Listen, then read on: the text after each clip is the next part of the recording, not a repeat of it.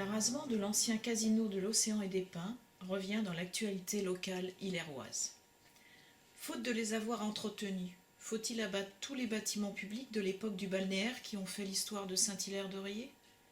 En regardant l'affiche des chemins de fer français à l'origine de la création de la station balnéaire de Sion-sur-l'Océan vers 1900, qui représente ce casino, nous ne comprenons pas qu'on puisse détruire un tel bâtiment emblématique de la station.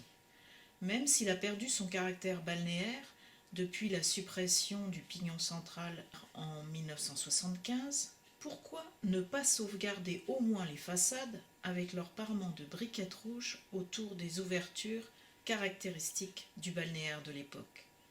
Pourquoi ne pas suivre l'exemple de la commune des Sables d'Olonne qui a choisi de réhabiliter l'ancien hôtel des Pins dans le projet immobilier des demeures sablaises? Pourquoi, à Saint-Hilaire-de-Riez, le patrimoine balnéaire est si maltraité, alors que page 12 du PADD du PLU, on peut lire « Un des objectifs de la ville est d'améliorer la connaissance du patrimoine communal, de le protéger et de le valoriser. »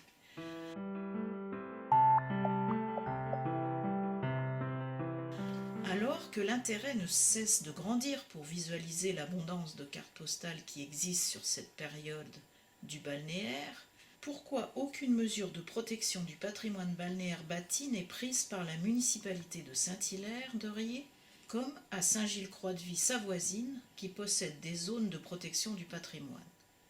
Par exemple, la corniche de Boisvinet est protégée.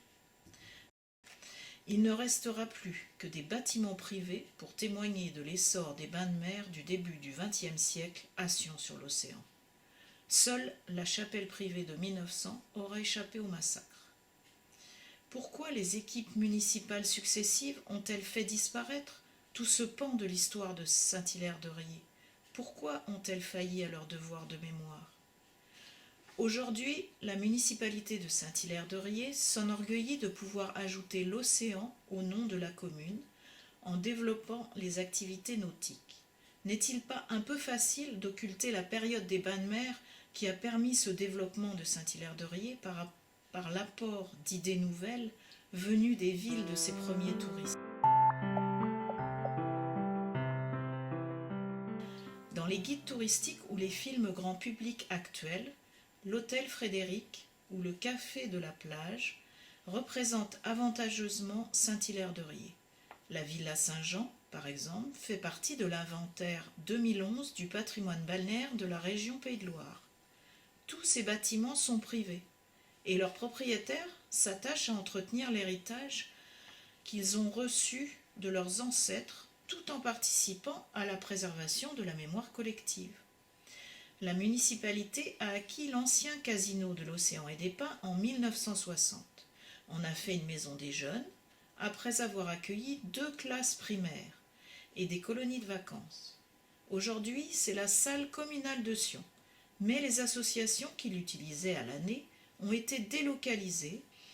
Les Ilérois vont-ils encore perdre à Sion un lieu public de taille, idéalement situé en front de mer et accessible?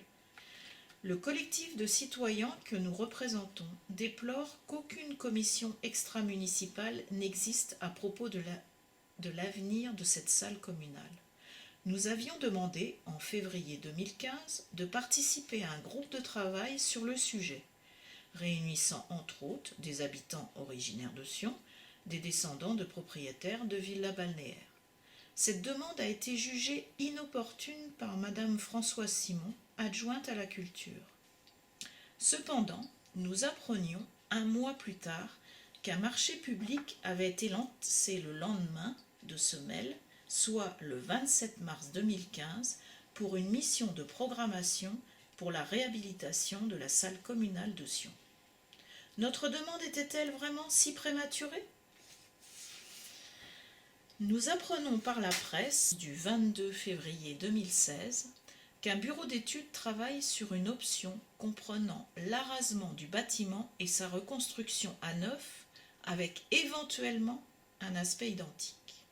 Le terme « éventuellement » nous autorise les questions suivantes. Serait-il possible de connaître le nom du bureau d'études et ses références?